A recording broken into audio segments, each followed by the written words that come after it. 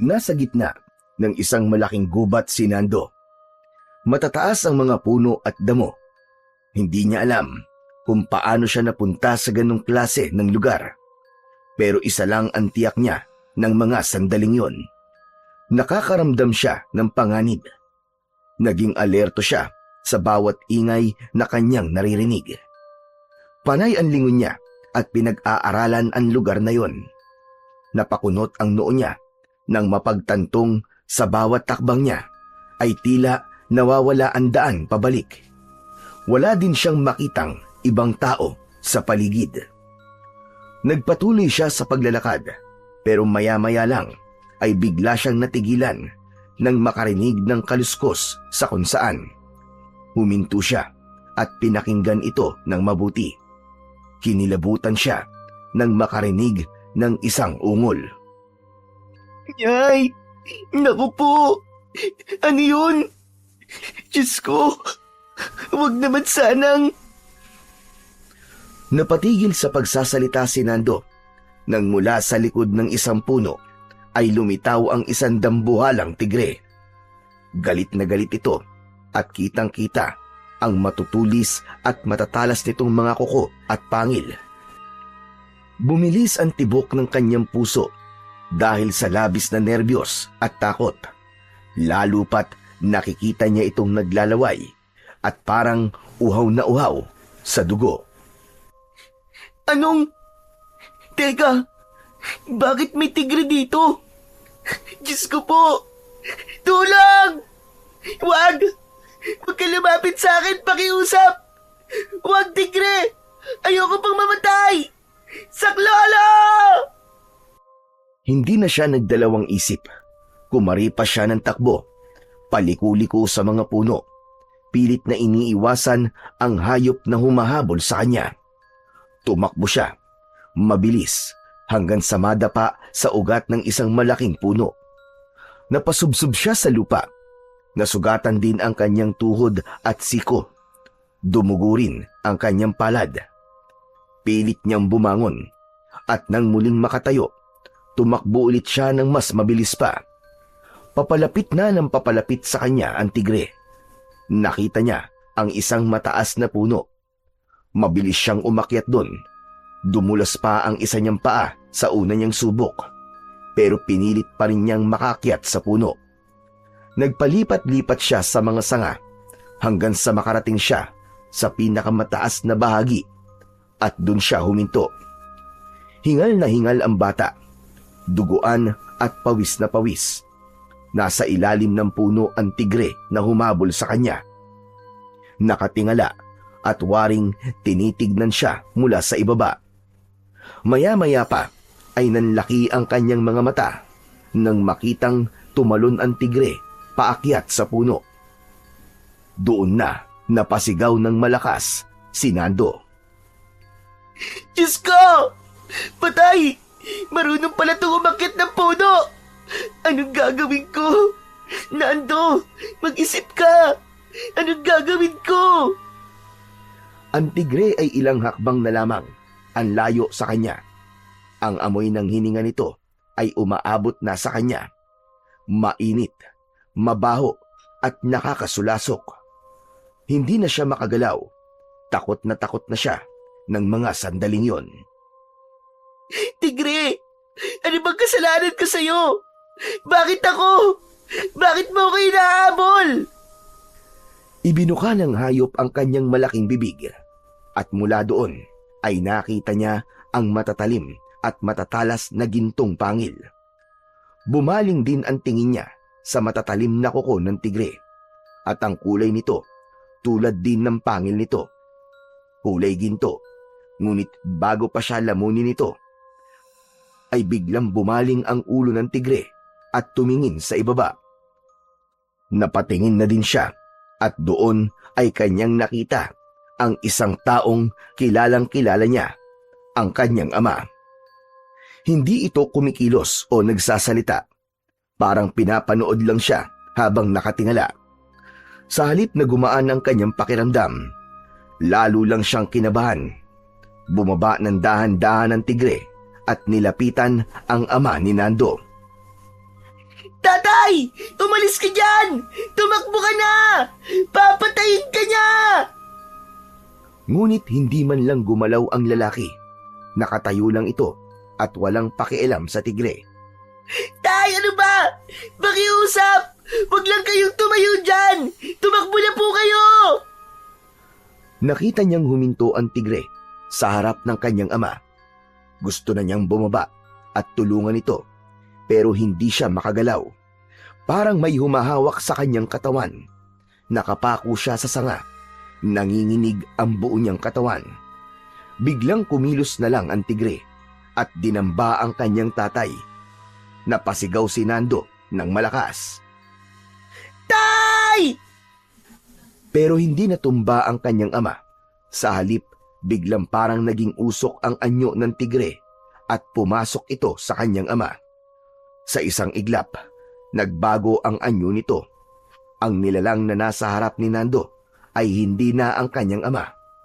Ang mukha nito ay may balat ng tao, pero may guhit ng itim at kahel, parang guhit sa katawan ng tigre. Ang mga mata nito ay dilaw. Kitang-kita rin doon ang hugis ng mata ng isang pusa. Ang ilong ay lumiit at naging matulis at ang bibig ay may mahahabang pangil na lumalabas kahit nakasara ang bibig. Ang katawan nito ay mabalahibo. May mga guhit din ng tigre sa dibdib, sa braso at sa likod. Ang mga kamay ay nagkaroon ng malalaking kuko na parang pangalmot. Kayang-kayang pumunit ng laman ng tao. Kahit nakikita pa rin niya ang mukha ng kanyang ama, ang tingin niya dito, isa ng mabangis na halimaw ang kanyang ama. Mula sa puno, nagulat si Lando na ang nilalang na ito ay tumingin sa kanya at tumalon pataas. Ah! At sa gitna ng kanyang malakas na paghiyaw, naramdaman niya ang malakas na yugyug sa kanyang balikat. May narinig siyang tinig. Nando! Nando! Diyos kay bata ito! Nando! Gumising ka! Pagdilat ng kanyang mga mata, nasa tabi na niya ang kanyang lolo Fred. Basang-basa ng pawis ang kanyang katawan. Nananaginip pa rin siya. Napahawak siya sa kanyang muka. Napansin niyang wala na siyang mga sugat. Wala na ang tigre. Wala na ang nilalang. Napatulala siya at di agad nakapagsalita. Ano ba nangyari sa iyong bata ka? Nananaginip ka na naman ba? Napatingin si Nando sa paligid. Nasa kama na siya. Umaga na.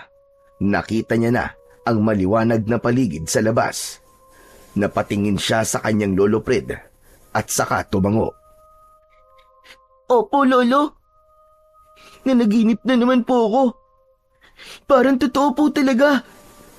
Parang hindi po panaginip. Ay nako!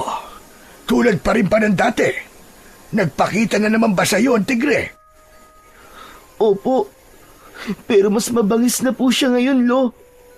Parang gusto niya po akong kagatin at kainin. Pero ano? bigla pong nandun si tatay. Nagpakita po siya sa akin sa panaginip ko, Lo.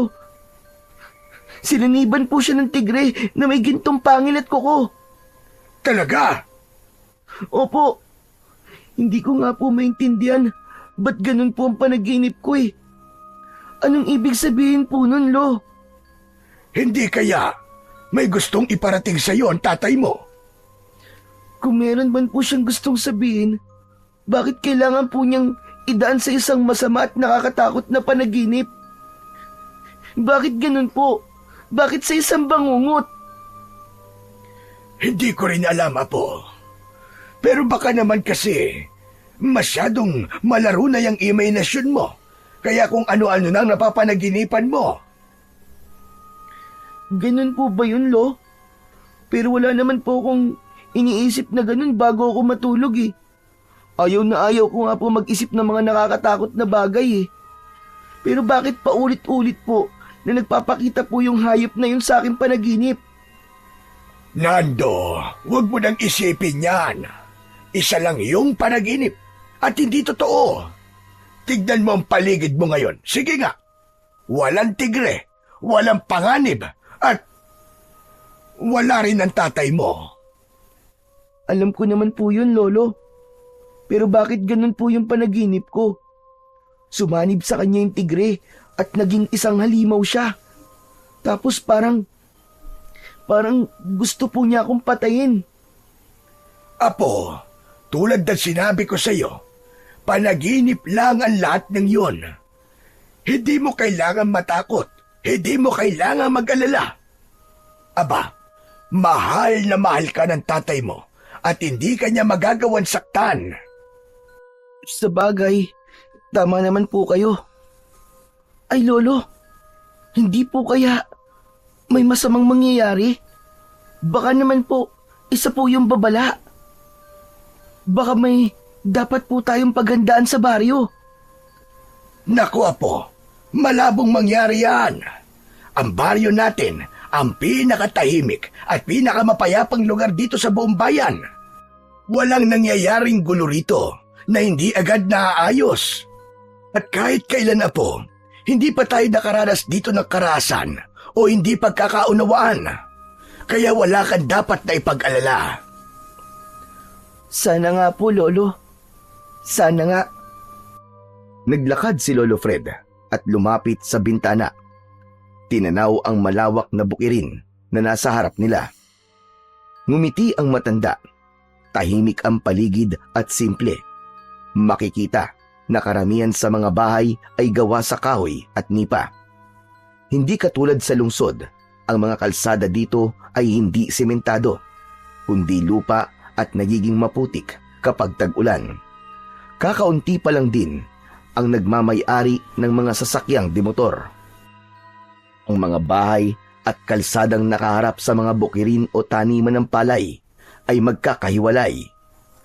Pagsasaka ang pangunahing ikinabubuhay ng mga tao dito. Marami ding nag-aalaga ng mga hayop tulad ng baka, kalabaw, kambing at iba pa. Walang mangyayaring hindi maganda sa baryo natin, apo. Yun ang paniwalaan mo. Pero Lolo, bakit po ganon? Ano ba kasing ibig sabihin ng mabangis na hayop o tigre sa panaginip ko? Hay nako, ang kulit-kulit naman talaga ng apo ko. O siya, sige na. Sasabihin ko na. Ang tigre sa panaginip ay kadalasang itinuturing bilang simbolo ng isang banta na may paparating na panganib. Sabi ko ni. O, huwag kang mapapraning. Kasi may iba pang kahulugan yon.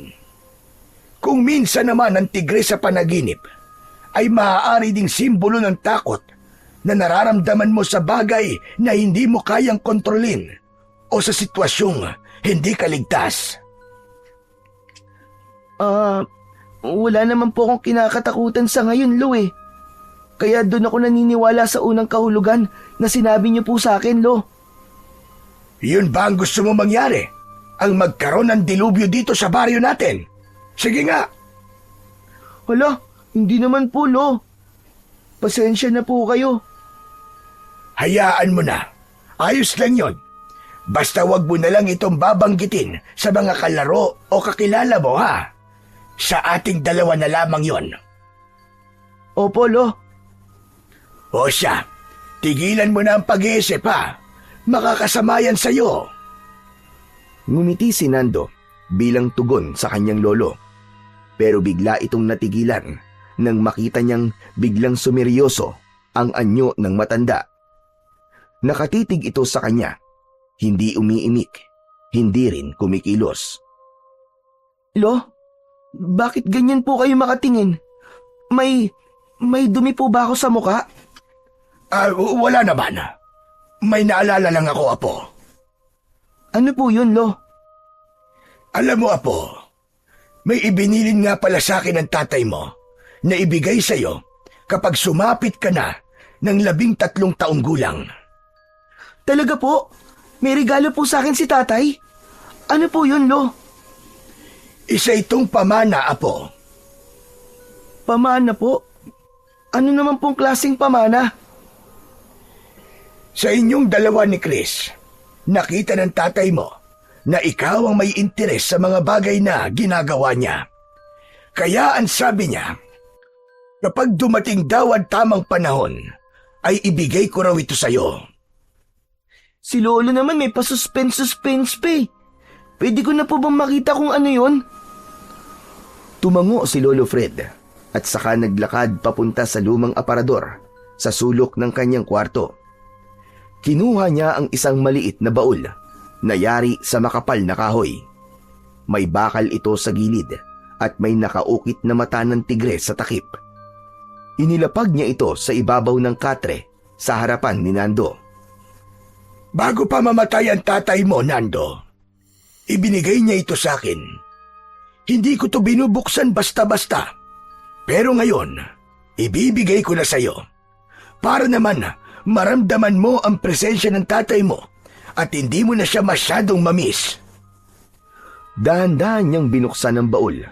Mula roon ay kinuha niya ang isang kwintas na may palawit. Nanlaki ang mga mata ni Nando. Hindi yun karaniwang alahas. Ang palawit ay binubuo ng dalawang bahagi.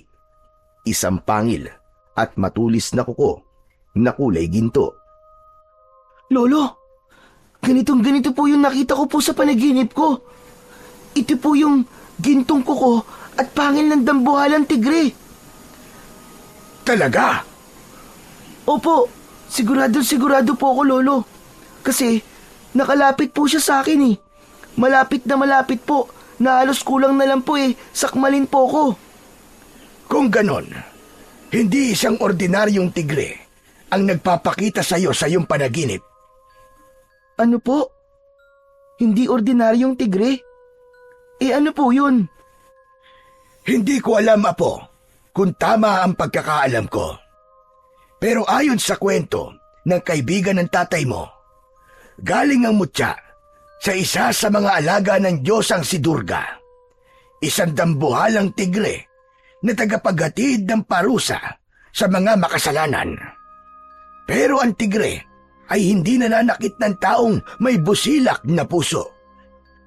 Saan naman po galing ang kwentong yan, Lolo? Galing ang kwento kay Ravi. Siya ang unang may-ari ng mutya. Isa siyang shaman o spirit warrior sa India. Isang klase ng mandirigma na hindi gumagamit ng sandata o mga armas sa pakikipaglaban. Ang ginagamit niya lang ay galing sa mutya at sa koneksyon niya sa kalikasan. Mukhang maganda po ang kwentong yan, Lolo ah. Pwede niyo po bang ikwento sa akin ang tungkol sa tigre na yan? Tama nga ang tatay mo. Parehas na parehas nga talaga kayo ng mga hilig. Sige, sisimulan ko na. Makinig kang mabuti. Humugot muna ng isang malakas na buntong hininga ang matanda at saka nagpalipat-lipat ang tingin nito sa kanyang apo at sa kwintas na nasa loob pa ng baul. Ang tigre na yon ay isang uri ng espiritong nagbabantay sa isang sagradong gubat sa Himalayas. Sinasabing bunga siya ng isang sinaunang ritual ng mga yogo. Isa lang siya sa buong mundo. Pero isang laban ang naganap. Ang tigre ay nilabanan ng isang masamang espiritu. Isang diablo na nagtangkang sakupin ang kagubatan na yon. Natalo ang tigre at sinasabing naiwan ang lakas dito sa gintong pangil at kuko. At yan ang nasa kwintas na ito. Pero Lo, bakit po napunta to kay tatay? Nagkakilala ang tatay mo at si Rabi sa isang retreat camp para sa mga spiritual protector. Malalim man naging samahan nila, pero isang malungkot na araw, si Rabi ay pumanaw ng dahil sa sakit. Dito mismo sa bahay natin, bago siya namatay, iniabot niya ang mutya sa tatay mo at may mahigpit na bilin. Huwag itong gagamitin hanggat hindi pa talaga kailangan. Alam ng tatay mo na may kapangyarihan ng mutya. Kaya buong ingat niya itong itinago. Itinaas ni Lolo Fred ang kwintas at ibinaba ito sa palad ni Nando. Tinitigan naman ni Nando ang mutya.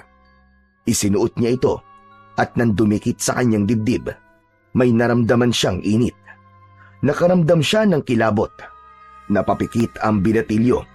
Sa sandaling yon ay tila nagpakita sa kanyang isip ang imahe ng isang dambuhalang tigre. Nakatingin lang ito sa kanya. Nagmulat siya ng kanyang mga mata.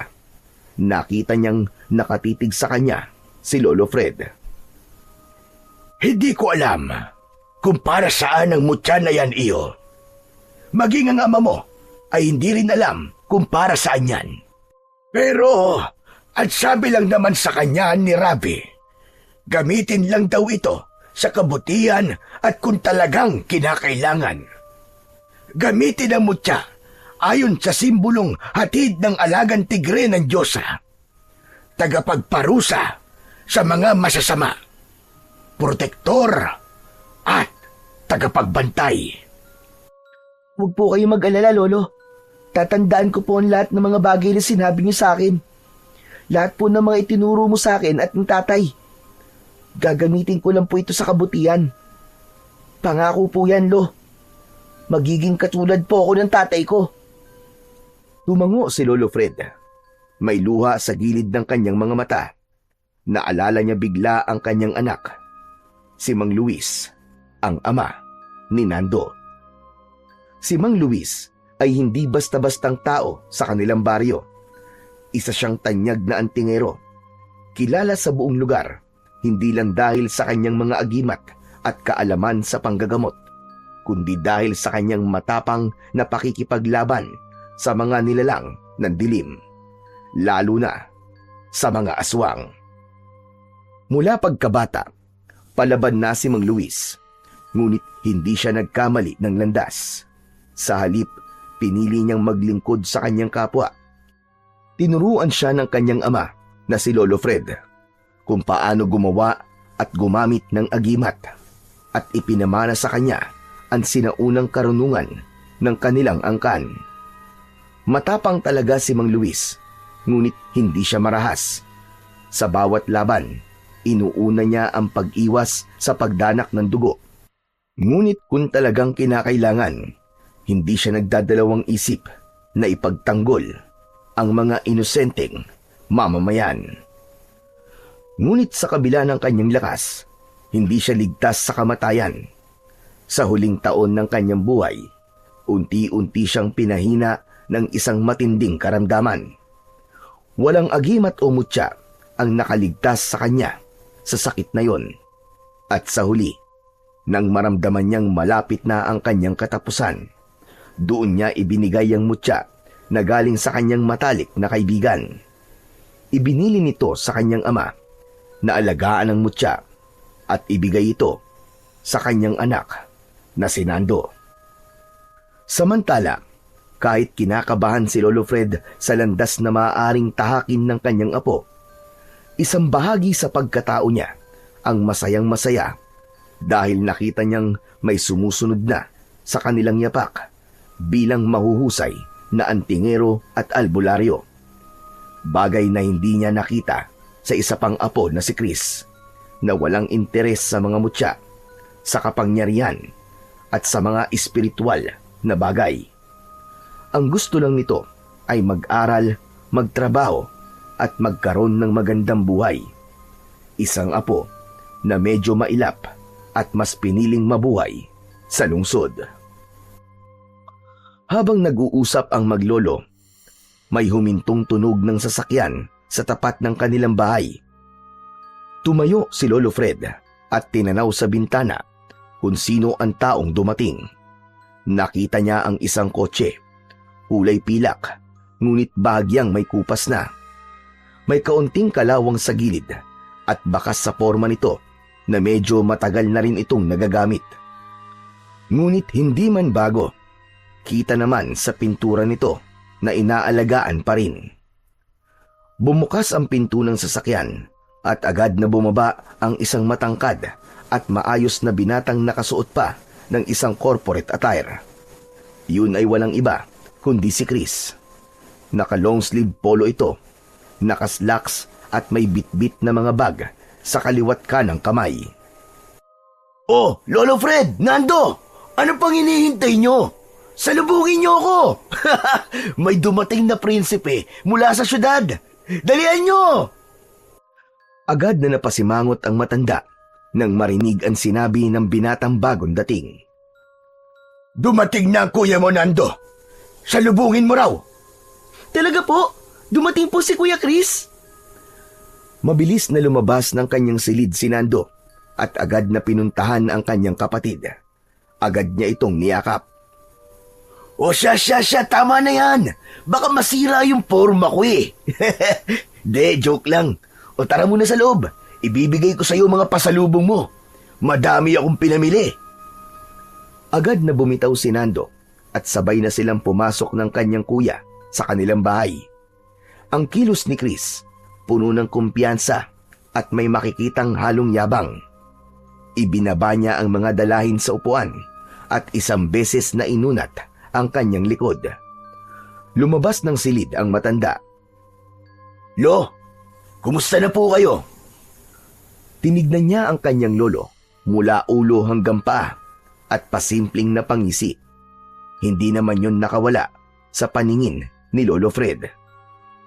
Para saan yon, Chris? Pinagtatawanan mo ba ako? Oo.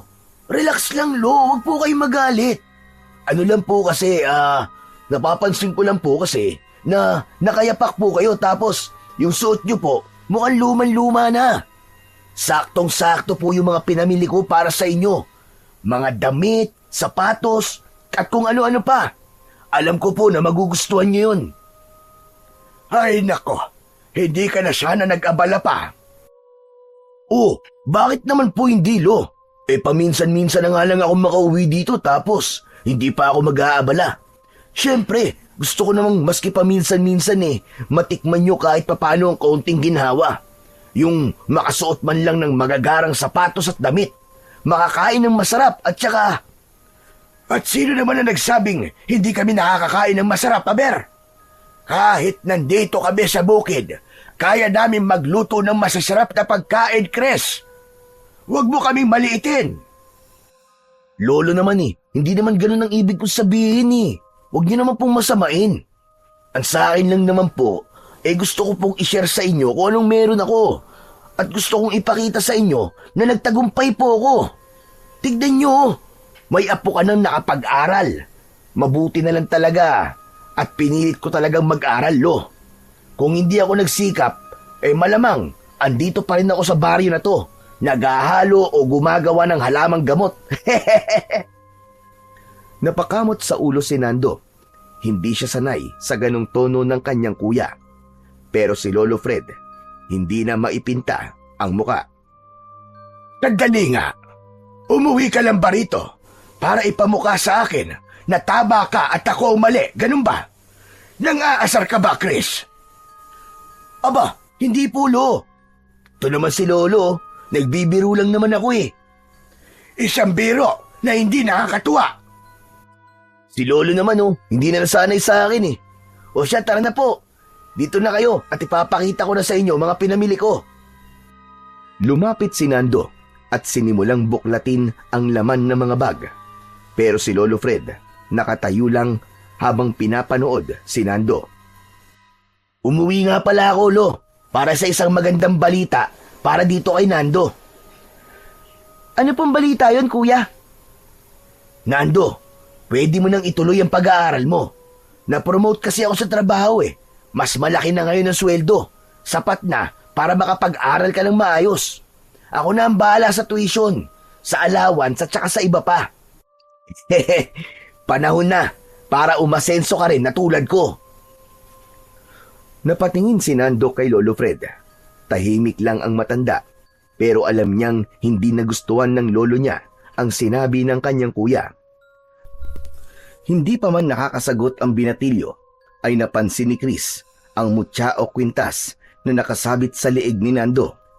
Napailing ang binata at napangisi. may halong panunuya. Ay nako, Nando. Huwag mong sabihin na naiimpluwensyahan ka na din itong si Lolo. Naniniwala ka na din sa mga anting-anting na yan. At ano, gusto mong tahakin ang pagiging antingero tulad ng tatay natin? Ano kasi kuya eh? Nako, sinasabi ko na nga ba eh. Alam mo, mali yan. Huwag kang gumaya sa kanila. Hindi ka yayaman sa pagiging isang antingero o albularyo lang. Eh kuya, Nando, ang pera, nasa edukasyon, nasa lungsod. Ang kaalaman ay hindi galing sa ugat ng halaman, kundi sa libro at diploma. kuya, masaya ako na natupad niyo po ang pangarap niyo. Pero kasi hindi tayo parehas ng pangarap eh. Ito ang gusto ko eh, yung maging katulad nila tatay at lolo. Katulad na ano, maging isang antingero na di nagamot ang sarili. Biglang nagdilim ang mukha ni Lolo Fred. Lumapit siya sa apong si Chris at itinutok sa kanya ang hawak nitong baston. Tumigil ka dyan, Chris! Masyado nang matabil ang dila mo. Pati ama mo, na matagal nang nananahimik, ay dinadamay mo pa. Lolo, wala naman akong intensyon na saktan kayo o kontrahin ang paniniwala nyo eh. Pero itong kapatid ko, ayoko siyang maimpluwensyahan nyo. Ang gusto ko sa kanya, maging katulad ko siya at maranasan din naman niya ang buhay na maginhawa. Hambog ka! At sino nagsabi na impluwensyahan ko ang pag-iisip ng kapatid mo? Aba, namumuro ka na ha? Mula nang dumating ka, wala ka pang nasasabing matino. Di naman po yata totoo yan, Lo. Ang sa akin lang po, tama na po sana. Huwag niyo na pong ipilit sa amin ng kapatid ko ang pagsasali ng mga paniniwala niyo. Hayaan niyo po kami mangarap. Hayaan niyo po si Nando na lumipad. Huwag niyo siyang hayaan na matulad kay tatay na napakaraming natulungan pero ang sarili niya, hindi niya nailigtas. Kuya, tama na. Hindi, Nando. Dapat marinig mo to. Ayoko masanay ang buhay mo sa kakapaniwala sa mga bagay na wala namang saysay. Makinig ka sa akin. Sumama ka sa akin sa Maynila. Ako na ang bahala sa lahat. Hindi kuya, hindi ko iiwan si lolo dito. At wala rin akong balak na talikuran ng mga paniniwalang itinuro ni tatay at lolo sa akin. Maaaring hindi ko pa po alam ang lahat. Pero alam kong may halaga po ang ginagawa nila. Ano ka ba, Nando? Huwag mong sayangin o iisiping tanggihan ang inaalok ko sa'yo. Pero kuya, Tama na! Kung wala kang respeto sa paniniwala namin, umalis ka na muna sa harapan ko. Umuwi ka na lang ulit sa Maynila. Biglang tumahimik ang dalawa. Napasinghap si Nando.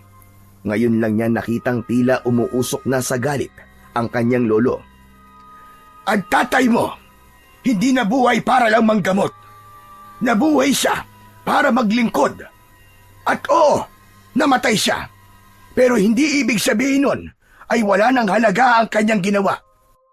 Kung ang basihan ng tama ay pera lang at diploma, sana matagal na kaming iniwan ng mga taong humihingi ng tulong sa amin. Pero hindi. Patuloy silang lumalapit sa amin. Tumahimik si Chris. Hindi makatingin ng diretso sa kanyang lolo Fred. kuya, hindi ko pinangarap ang Maynila eh. Hindi ko rin pinangarap ang yumaman. Ang gusto ko po, ipagpatuloy ang ginagawa ni na tatay at lolo. Dahil dito ko po nararamdaman ang halaga ko. Yun po ang gusto ko. Dito po ako may saysay. Hindi ko po sinasabi na mali ang ginagawa nyo. Pero sana, wag mo rin sabihin na mali ang sa amin. Alam mo, Nando, gusto lang kitang iangat sa kahirapan. Gusto kong maranasan mo yung mga nararanasan ko ngayon. Ang daming pribilehiyo, masaya. Lahat ng masasarap na pagkain, matitikman mo. Maginhawa ang buhay mo. Pero kuya, masaya naman po ako dito eh. Maaaring ang hindi kami mayaman dito kuya, kung pera po ang sukatan. Pero nandito naman po si lolo. Dito ko gustong manatili. Nakatitig lang si Chris kay Nando. Kita sa kanyang mga mata ang pagkalito, ang bahagyang pagkapahiya, at marahil pagsisisi. Hindi na siya nagsalita. Tahimik niyang iniabot ang isa pang plastic bag kay Nando. O yan, Yan ang pasalubong mo. Tahimik nang tinanggap ni Nando yon. Tumango ito at ngumiti bilang pasasalamat. Iniabot din niya sa kanyang lolo ang kanyang pasalubong dito. Nung una ay ayaw nitong tanggapin ng matanda, pero nang yakapin niya ang kanyang lolo, yumakap na rin ito pabalik. O siya, sige na, sige na. Tama na itong drama na ito. Tara na sa kusina at mag-agahan na. Matapos ang masarap na agahan at bahagyang paglimot sa tensyon kanina, tumayo si Nando para asikasuhin ang kanyang alagang baka. Pero pagdating niya sa kulungan, wala ito ron. Agad niyang nilibot ang kanyang bakuran pero wala talaga ito. Muntik nang maiyak si Nando sa kaba. Agad siyang bumalik sa bahay at sinabi ito sa kanyang lolo. Lolo! Lolo! Wala po sa kulungan yung baka natin. Sandali, kumalma ka lang. Baka naman tulad ng dati, nakawala lang. Huwag ka nang mag-alala. Hahanapin natin ang baka. Agad silang naghanda. Nagsuot ng sombrero si Lolo Fred, habang si Nando naman ay kinuha ang kanyang maliit na pamalo. Nagulat sila nang makitang nagbihis din si Chris at nagsabing sasama. Habang naglalakad sila, unti-unti nilang napansin ang kakaibang mga pangyayari. May nakita silang patay na kambing sa bakuran ng kapitbahay. Nakahandusay ito sa damuhan. May dugo sa leeg at wakwak ang tiyan. Kinain ang lamang loob. Sa susunod na bahay, 5 patay na manok naman ang nakita. Nagkalat din ang mga lamang loob at tila wala ng dugo. Hindi napigilan ni Chris ang masuka sa kanyang nakita. Nagpatuloy sila sa paglalakad. Halos lahat ay may parehong kwento. May pinatay, nilapa at kinaing mga hayop. Wala namang makapagsabi kung ano ang dahilan ng mga ito. Napansin ni Nando ang takot sa mga mata ng mga matatanda sa baryo. Nagbubulungan ng mga ito. Pagkatapos ng halos 30 minuto ng paghahanap, may isa silang kababaryo na may nakitang katawan ng patay ng isang baka sa may ilog. Nagkatinginan ang tatlo. Agad silang nagmadali sa pagpunta sa may ilog. Pagdating sa lugar, bumungad sa kanila ang isang tanawin na nagpahinto sa kanilang mga hakbang. Nakita nila ang alaga ni Nando, nakabulagta sa gilid ng ilog. Wakwak ang tiyan, wala nang laman loob, wala na rin itong ulo. May bahid ng dugo sa lupa at tubig. Ang katawan ay puno ng kagat at parang may malalalim na kalmot sa katawan. Lo! Siya nga ito! Ang alaga natin baka! Nando, Nando! Tama na yan. Huwag ka nang umiyak, apo. Wala na tayong magagawa sa kanya. Pero Lo, bakit po ganito? Sino po may gawa nito, Lo? Hindi ko rin alam. Pero masama ang kutob ko, Nando. Hindi ito gawa ng isang ordinaryong nilalang. Ano pong ibig niyong sabihin, Lo? Biglang may sumabad sa matanda sa kanila at sinabing maaaring aswang ang may gawa ng karumal-dumal na pagpaslang sa mga hayop. Aswang? Come on, seryoso? Tigilan nyo na nga yung mga ganyan-ganyan. Walang ganyan ngayon, ano? Kundi baliw, maaaring adik ang may gawa niyan. Nagtitrip lang at siguro walang magawa sa buhay. O kaya naman, isang taong halangang kaluluwa. Hindi na uso ang mga aswang ngayon, Lolo. Ano ba naman kayo? Kung hindi ka naniniwala na maaaring aswang nga may gawa nito, paano mo naman ipapaliwanag ang itsura ng mga hayop? Napalagay mo ba, Chris?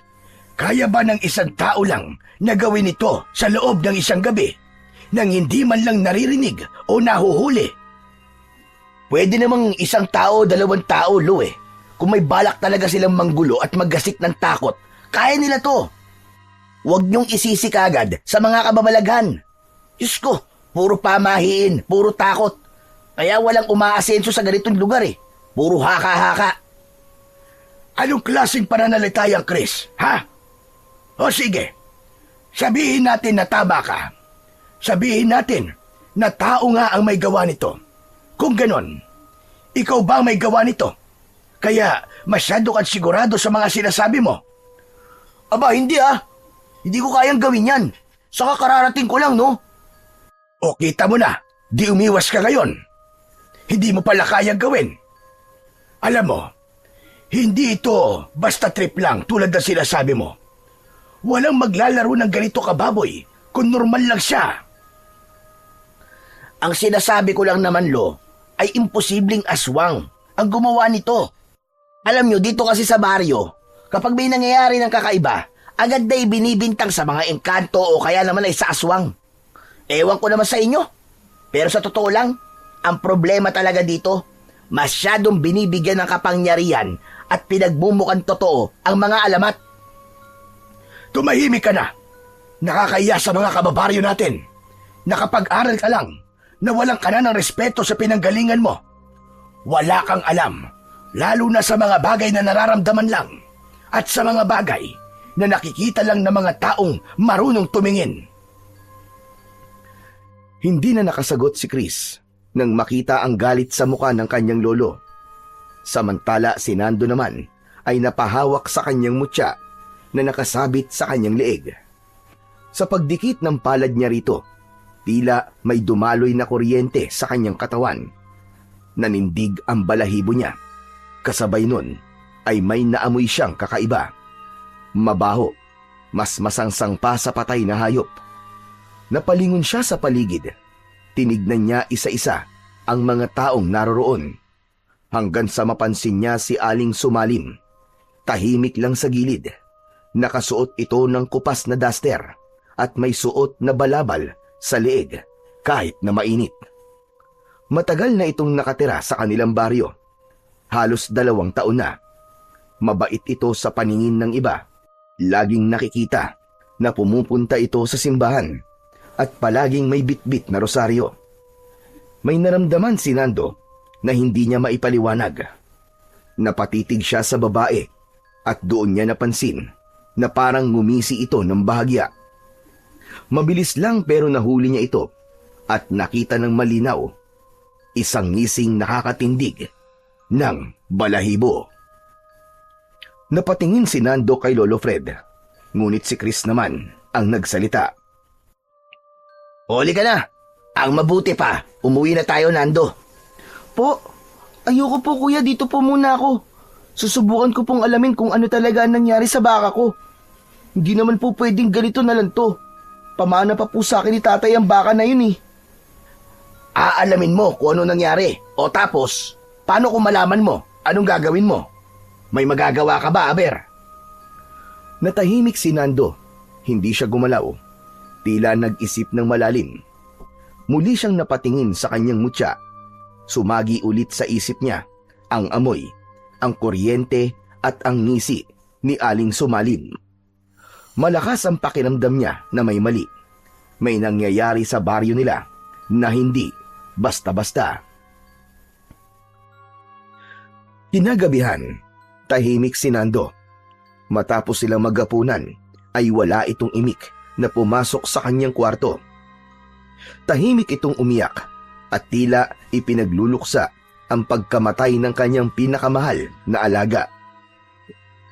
Samantala sa sala, muling nagsimula na naman ang bangayan ng maglolo. O lolo, tignan niyo po yung apo niyo.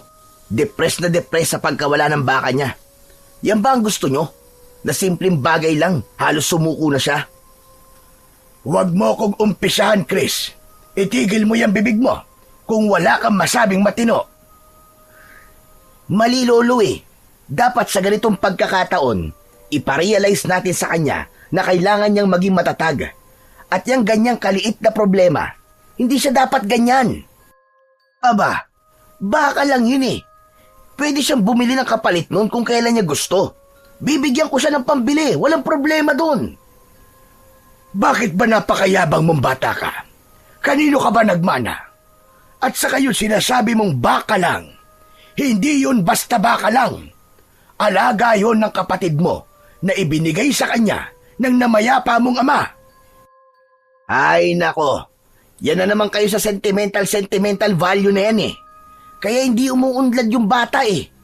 Ikinukulong nyo sa mga paniniwalang ganyan. Ikinukulong? Ganun na ba kasama ang tingin mo sa kalagayan ng kapatid mo ngayon? Kawawa, walang alam. Alam mo, Chris, hindi lahat ng tao katulad mo. Hindi lahat ng tao para sa syudad. Kung papasamahin ko siya sa'yo, baka mas lalo lang siyang maligaw. Lalo na kung ikaw ang kasama. Dito siya kampante. Kontento siya sa kung anong meron kami. Kontento? Paano niyo nasabing kontento? Hindi pa naman niya nararanasan ang buhay na tinatamasa ako ngayon. Mabuti pa, kausapin niyo na siya. Nasubukan niya. Sa ayaw nga ng bata eh. Ba't ba ang kulit-kulit mo? Ayaw niya kasi nga dahil sa inyo. Magpaubaya ka naman, Lolo. Hayaan mo siyang mamili para sa sarili niya. Hindi ako ang makasarili dito, Chris.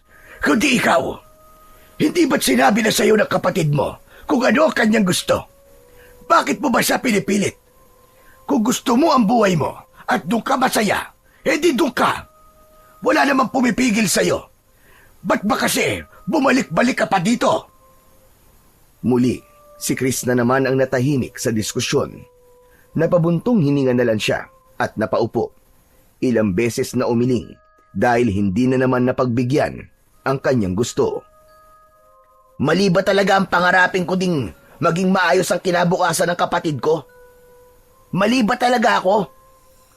Hay, Diyos kong buhay ito. Sa silid, nakatakip ng unan ang tenga ni Nando. Ayaw niyang marinig ang pagtatalo ng kanyang kuya at lolo. Ngunit pilit man niyang takpan ang kanyang tenga. Malinaw pa rin niya itong naririnig. Napapikit siya. Bumigat ang kanyang mga mata. Hindi niya namalayan na nakatulog na siya habang umiiyak. Ilang oras ang lumipas. Bigla na lamang nagising si Nando. Mabigat ang kanyang pantog. Kailangan niyang umihi. Dahan-dahan siyang bumangon. Dumaan siya sa kusina at lumabas ng bahay. Sa likod ng bahay, naroon ang banyo nila. Isang simpleng paliguan at kubeta na yari sa kahoy na pinapalibutan ng sako bilang pantakip. Tanging maliit na lampara ang hawak niya bilang pangilaw. Habang umiihi siya, may narinig siyang isang tunog. Napalingon siya kagad. Wala naman siyang nakitang tao sa paligid. Muli niyang narinig, may sumitsit. Hindi lang isa, marami sila. Agad na nanindig ang balahibo ng bata. Muli niyang naramdaman ang pag-init ng kanyang mutya. Kasabay nito ay ang pag-ilaw nito. Isang mahinang ilaw noong una, pero unti-unting lumalakas. Parang nagbibigay sa kanya ng isang babala. Tapos ay may narinig siyang bumubulong-bulong. Parang nagsasabing kailangan niyang mag-ingat. Muli siyang dumukwang at tumingin sa ilalim ng sako sa labas.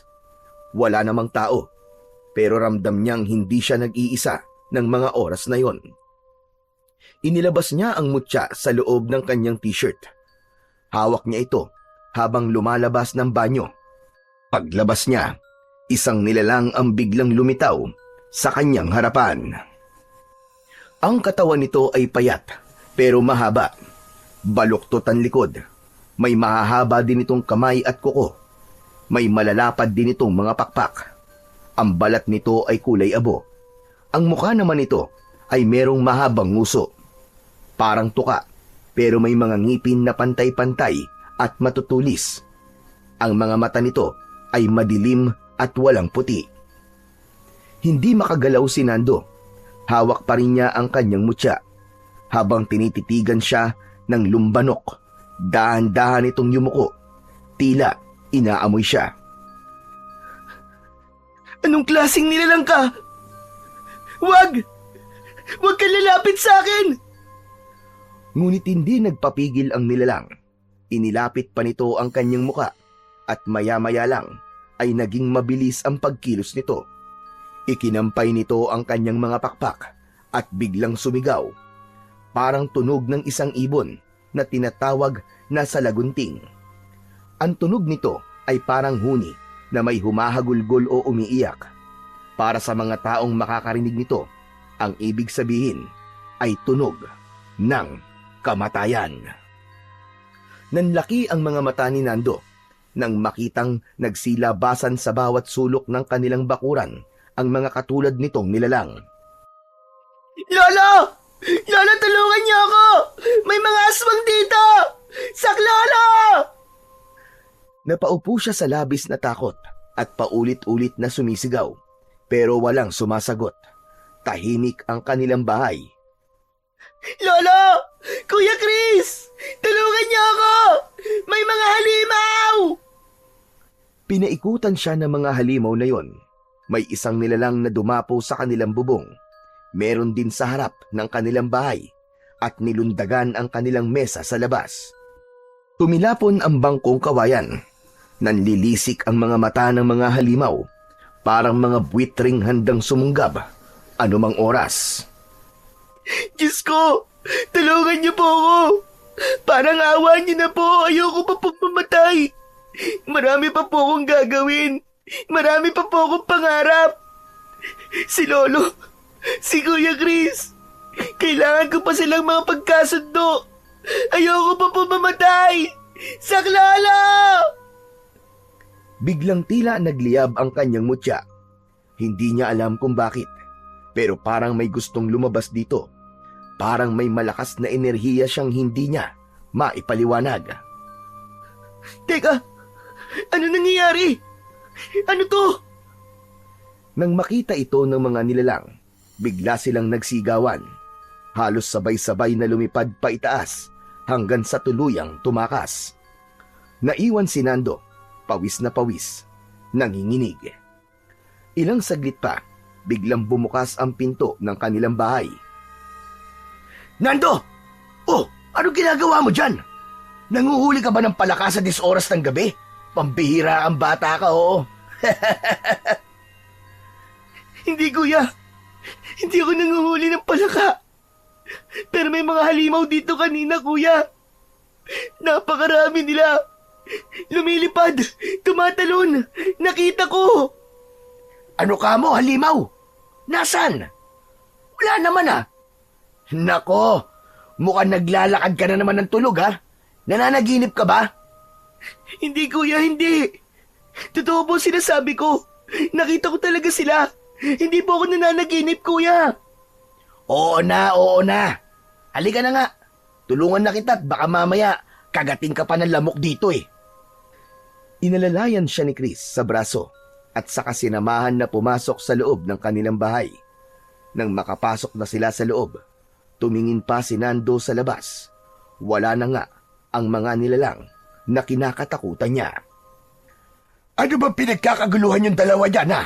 At bakit ang ingay-ingay nyo? Abay, oras na ng gabi ah. Baka nakakabulahaw na kayo ng mga kapitbahay. Nakakahiya naman. Lolo, ba't di ka po lumabas kanina? Yung mga sigaw ko po na humihingi ng tulong, narinig niyo po ba? Ano ka mo? Sumisigaw ka ng tulong. Abay, wala naman ako narinig. Saan ba kayo galing? Sa labas nga po, Lolo. Lolo, ito po kasing apo nyo. Nakaupo po doon sa lupa, malapit po doon sa kubeta. Akala ko nga po nanguhuli ng palaka eh. May sinasabi po siya sa akin, kaso hindi naman po kapani-paniwala eh. Bakit, Chris? Ano ba nangyari? Lolo, totoo po sila. Totoo nga po may mga aswang po dito sa baryo natin, Lolo. Nakita ko po sila. Muntik na nila po akong kainin. Ano ka mo? Nakita mo sila? Abay, anong itsura nila, apo? Anong klaseng aswang? Para po silang malalaking ibon. Tapos ang tunog po nila parang umiiyak. Mahabang iyak po. Parang huni na multo, Lolo. Nakakakilabot po talaga. Tapos po ang mga mata nila, puro itim po. May malalaki din po silang pakpak at saka... Mga lumbanok. Yung nakita mo ay isang uri ng aswang na tinatawag naming lumbanok. Parang isang pinaghalong tao at ibon na may nakakatakot na tunog. Kung ganon, sila pala ang pumipeste dito sa lugar natin. Ngunit paanong nangyari yon? Bakit nagkaroon ng mga ganyang nilalang ulit dito? Baka po, naligaw lang sila dito at piniling dito po magasik ng lagim. Hindi, iho. Hindi ganon ang katangian ng mga aswang na yon. Ang mga lumbanok, hindi sila basta-basta lang napapadpad o naliligaw sa isang lugar. Sila ay mga nilalang na sadyang nilikha. May lumilikha sa kanila. May bumubuhay. May nagpapakain. May nagpapalakas. Talaga po? May gumagawa sa kanila? Ganun na nga. Ang mga lumbanok ay hindi tulad ng ibang aswang na isinumpa o isinilang ng mga aswang. Sila ay mga nilalang na nilikha sa pamamagitan ng ritual at itim na kapangyarihan. Ano po yun, Lo? Ngayon lang po ako nakarinig ng ganun Ibig sabihin, Nando, gumagamit ng itim na salamangka ang reyna ng mga aswang para makagawa ng isang halimaw na katulad nun. Minsan may mga sangkap silang kinukuha at inaalay tulad ng katawan ng tao o hayop. Ngayong alam ko na kung bakit maraming mga hayop ang pinapatay. Yun ang ginagamit nila para mas makalikha pa ng mas maraming mga lumbanok. Oo nga po, no. Siguro nga. Ang sama nila. Napakasama ng reyna nila.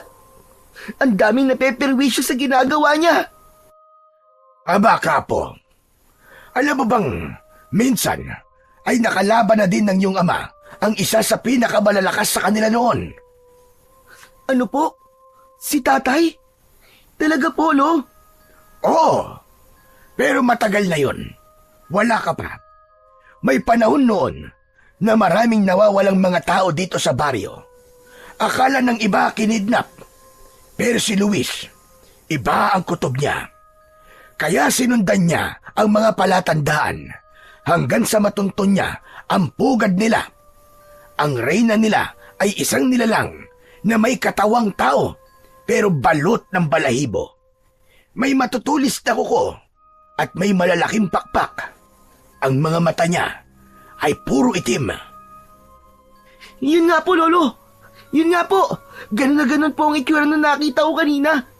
Pero hindi lang po isa. Madami po sila, Lo. Sobrang dami po talaga. Kung ganon, ay may dapat na tayong paghandaan na laban.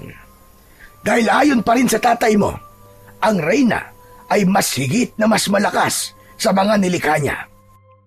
Mas malakas, mas mabilis, at may kakayahang mag-anyong tao. Mabuti na lang noon ay nagtagumpay siya gamit ang kanyang agimat at dasal. Matapos ang laban na yon, tahimik na ulit ang baryo ng ilang taon. Hanggang ngayon. Kung ganun po, ay may bago na pong reyna. May bago pong lumilikha sa kanila. Tama ka. Yun din ang iniisip ko. May gumagamit na naman ng itim na mahika. Ang kinakatakot ko lang, baka isa dito sa baryo ang kanilang reyna.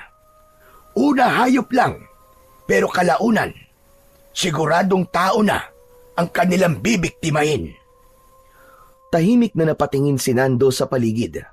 Nakadama siya ng malamig na hangin na tila dumaan sa batok niya.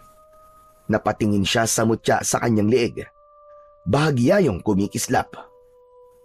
Kung ganun po, ay kailangan nating alamin kung sino ang pinagbumulan ng mga aswang na yon. Tama ka. Para mapatay natin ang mga sanga, kailangan natin putulin ang pinakapuno at ugat. Ayos! Ang ganda lang kwento Nakakabilib!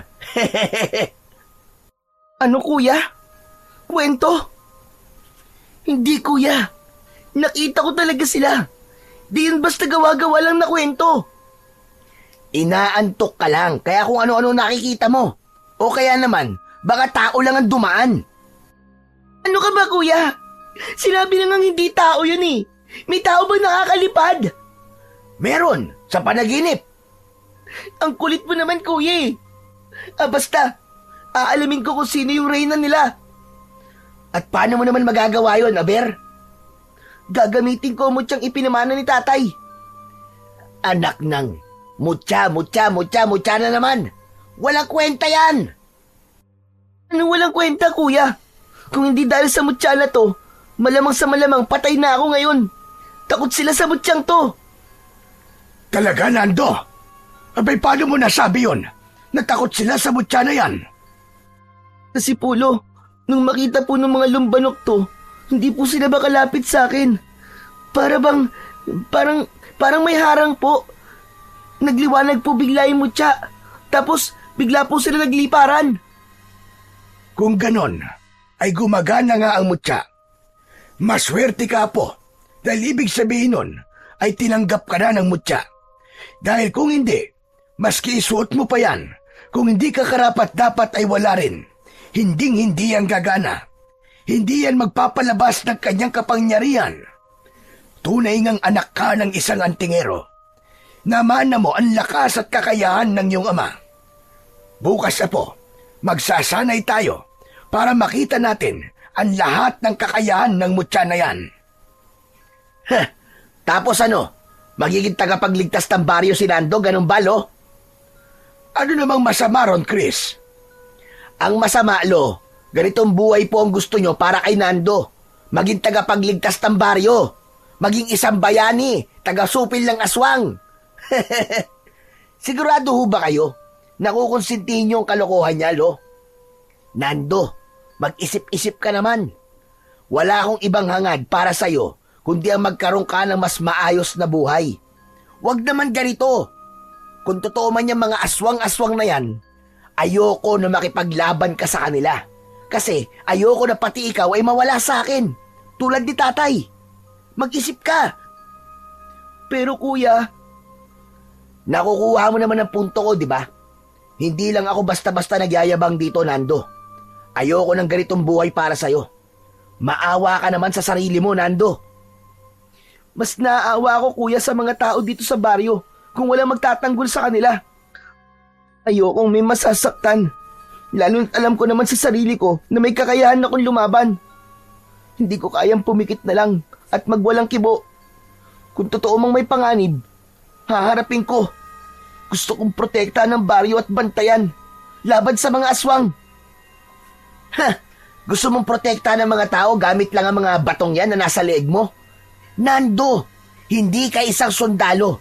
Mas lalong hindi ka isang superhero. Isa ka lang simpleng binatilyo, Nando. Huwag kang gumaya kay tatay. Wala kang mapapala kundi kamatayan lang. Huwag ka mag-alala, kuya. Hindi ako mamamatay.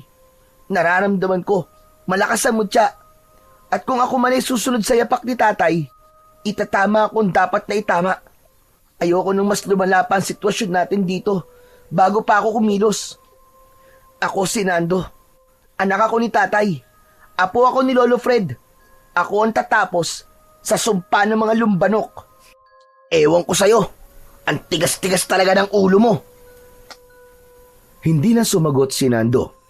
Alam niyang sarado ang utak ng kanyang kapatid sa ganitong klase ng pananaw. Kaya naman, hinayaan na lang niya ito. Diretso siyang pumasok sa kanyang silid at sinubukan muling matulog. Ilang sandali lang ay mahimbing nang nakatulog si Nando. Ngunit gaya ng dati, hindi basta pahinga ang hatid ng kanyang pagtulog. Bagkus, isa na namang bisita mula sa mundo ng hiwaga ang dumating. Nagpakita sa kanya ang dambuhalang tigre. Lumalakad dito palapit sa kanya. Tahimik itong nakatingin kay Nando. Hindi na ito galit. Hindi na umaangil. Maya-maya ay tila narinig niya ang tinig nito. Kinakausap siya maski hindi naman niya nakikitang bumubuka ang bibig. Sinabi nitong dadalhin niya si Nando sa pugad ng mga aswang. Biglang nagbago ang paligid. Sa isang iglap, naroon na si Nando sa harap ng isang malaking kuweba sa paanan ng bundok na napapaligiran ng makakapal na damo at mga puno ng balete. Ang hangin ay malamig pero amoy bulok, masangsang at nakakasulasok. Tahimik lang si Nando ng mga sandaling yun. Hindi siya gumagalaw, ngunit napansin niya ang mga nilalang na merong malalapad na pakpak na parabang merong binabantayan. Sa loob ng kuweba, may isang babaeng nakaitim. Nakatayo ito habang nakatalikod. Mahaba ang buhok, pero hindi gumagalaw. Yan. Yan ang pugad. Yan ang reyna ng mga lumbalok. Siya ang nagpaparami sa kanila. Siya ang dahilan kung bakit muling nagising ang sumpa. Ngunit hindi mo pa siya maaaring harapin sa ngayon. Hindi ngayon. Ang mutya mo ay nagsisimula pa lamang. Sino siya? Bakit hindi ko makita ang mukha niya? Kapag nakita mo ang kanyang mukha, doon mo malalaman ang kanyang pagkatao. Ngunit tandaan mo, ang mutyang tangan mo ay hindi laruan. Ikaw na ang may responsibilidad sa kapangyarihang taglay niyan. At ikaw lang ang makakalaban sa reyna. Teka, bakit ako? Kaya ko ba yun? Kaya mo, dahil ikaw ang huling binhi. Ang dugo mo ay pinagpalang ng lakas at ang puso mo ay dalisay. Malinis. Wala nang iba. Wala nang ibang may kakayahang humarap sa dilim, kundi ikaw lamang. Biglang umihip ang malakas na hangin. Yumanig din ang lupa. Tumitig muli ang tigre kay Nando. Mata sa mata. Kailangan mo nang maging handa. Darating na sila. Magkakaroon ng pambihirang eklipse. Magdidilim ang kalangitan. Kailangan mo siyang buksain bago mahuli ang lahat. Pagmulat ng mga mata ni Nando, pawis na pawis siya. Habol ang kanyang hininga. Tahimik siyang tumayo mula sa katre. Naisip niya ang kanyang panaginip at doon niya napagtanto na simula na nga, magsisimula na ang kanyang tungkulin bilang pinakabatang antingero sa kanilang baryo. Mabuti naman na po at gising ka na. Bakit po, Lolo? Ano po nangyari? May natagpuan ng mga kababaryo natin na isang bangkay ng tao doon sa gilid ng ilog. Ano po? Bangkay ng tao? Tama ka, Apo. Hindi na hayop ang pinipinsala nila, kundi tao na, Nando. Tao na. Isang mangingisda raw. Si Ruel. Biyak ang tiyan. Nagkalat ang laman loob sa paligid at halos hindi na makilala. Nagsimula na silang pumatay ng tao, Lolo. Tama ka, Nando. Dumating na ang kinakatakutan natin, Apo. Hindi na pwedeng maghintay, Lolo Fred. Kailangan na natin silang pigilan bago pa masundan si Mang Ruel. Kung ganon, ay pumunta tayo mamaya sa silong. Sa isang sikretong silid doon kita tuturuan ng mga makapangyarihang orasyon at doon natin palalabasin ang tunay na lakas ng iyong mutya. Sige po, Lolo. Pumapayag po ako. Gagawin ko po ang lahat para matutunan ang kailangan ko. Pero teka po, nasan po pala si Kuya? Ay nako, hindi ko alam, Apo. Sa palagay ko ay maagang umalis. Hindi na nagpaalam. Baka bumalik na ng Maynila. Biglaan naman po yata. Mas mabuti na rin siguro yon. At huwag na sanang bumalik ang hambog na yon. Baka dahil sa kayabangan niya, mapahamak pa siya rito sa atin. Sana man lang, nagsabi siya bago siya umalis. Kaya nga pero hayaan mo na. Mabuting ginawa niya yon Kasi minsan, kailangan ng tao ang paminsan-minsang pagdistansya para matauhan siya. Ang gusto ko ngayon ay mag-focus ka, Apo. Opo, Lolo. Yun din po ang sabi sa akin ng tigre sa panaginip ko.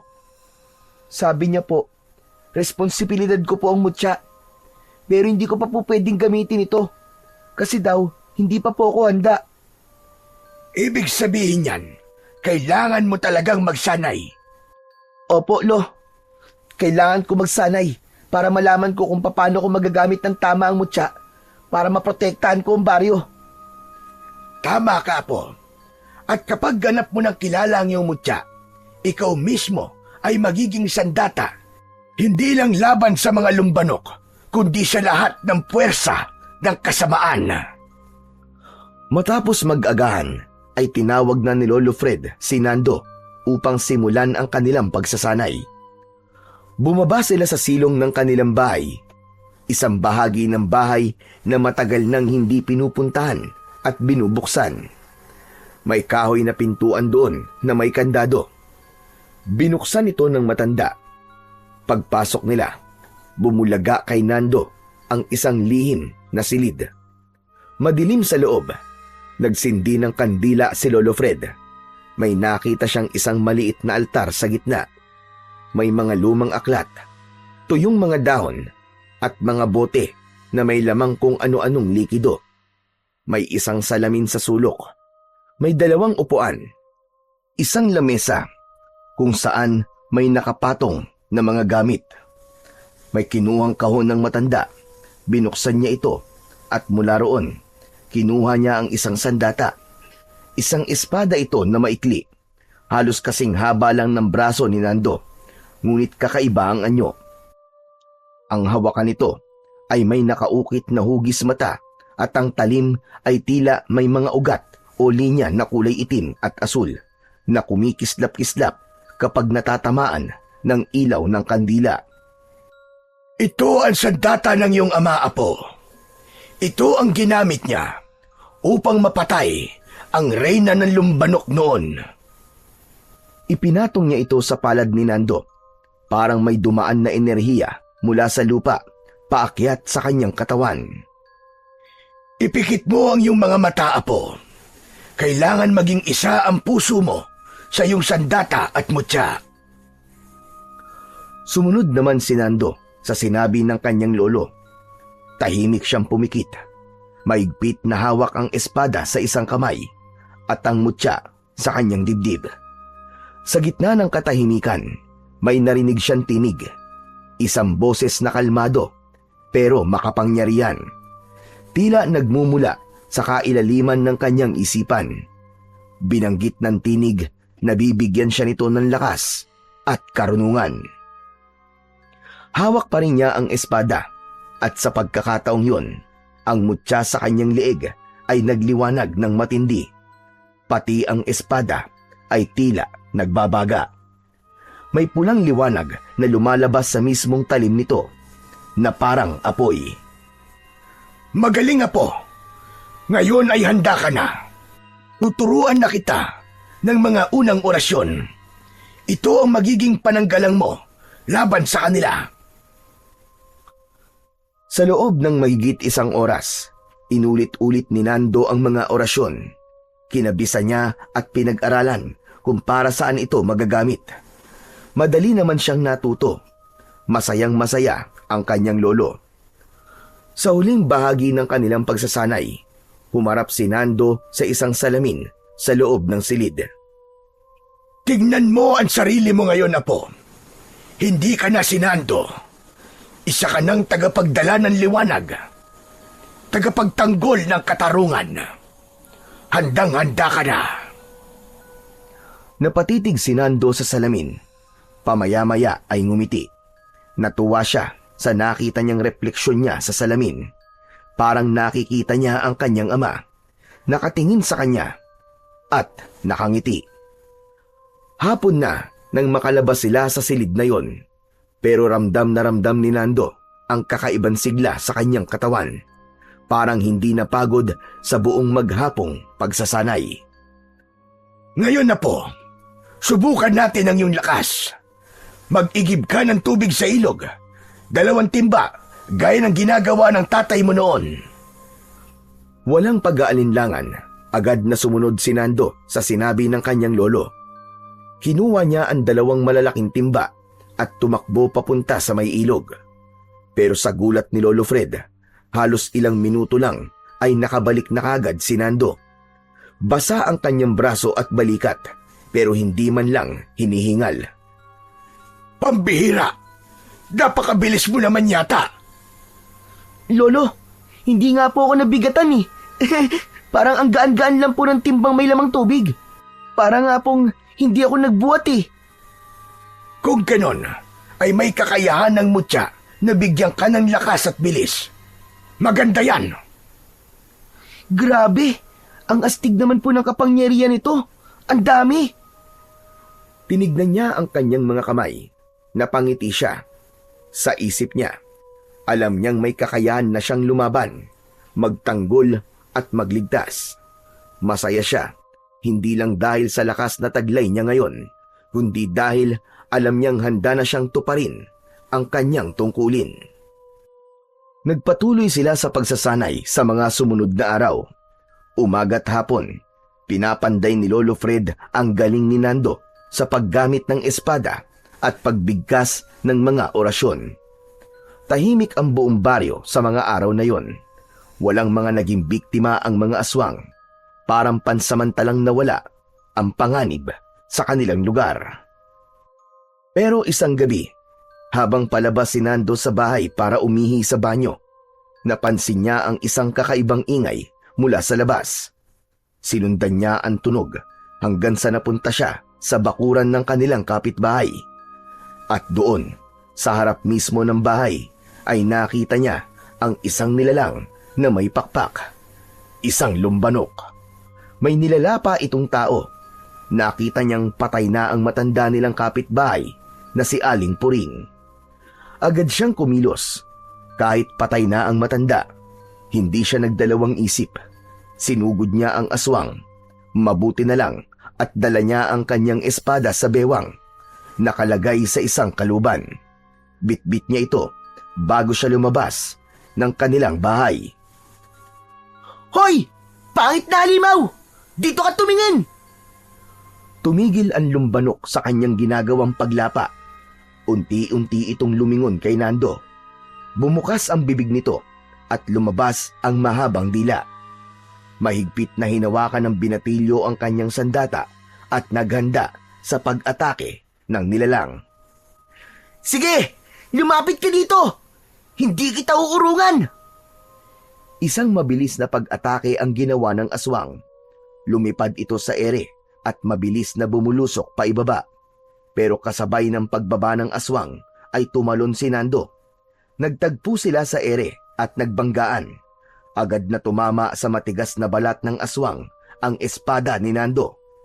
Nasugatan ng aswang pero daplis lang. Mabilis ito at mailap. Ngunit sa bawat galaw nito, hindi nagpapaiwan si Nando. Ang kanyang mga paa ay parang hindi na rin ordinaryo. Nakakatalon siya ng mataas at nakakagalaw ng mabilis. Maya-maya ay narinig niya ang boses ng kanyang lolo. Nando! Huwag mong kalimutan ang orasyon na itinuro ko sa'yo! Narinig ito ni Nando, kaya't habang umiilag siya sa matutulis na kuko ng halimaw, agad siyang bumulong ng isa sa mga dasal na itinuro ni Lolo Fred. Pagkatapos ng huling kataga, nagliwanag ang kanyang espada. Ang talim nito ay tila nag-apoy. Sumugod ang aswang. Sinalubong ito ni Nando ng isang padayagonal na hiwa mula sa balikat pababa. Umili ang aswang, isang matinis at nakakabinging sigaw. Pus ka na ngayong hayop ka! Hindi ka na makakapalakit pa! Ah! Sa huling pagsugod, tumalon si Nando pataas sa ere. Pinuntirya niya ang puso ng nilalang sa mismong pagbagsak niya. Isinaksak niya ang espada sa dibdib ng lumbanok. Nag-aapoy ang talim ng espada, kasabay ng pagliwanag ng kanyang mutya. Nagsimulang masunog ang katawan ng halimaw. Tapos na ang laban, hingal na hingal si Nando. Hawak pa rin niya ang kanyang mahiwagang espada. Habang dahan-dahang nagiging abo ang katawan ng halimaw sa harap niya.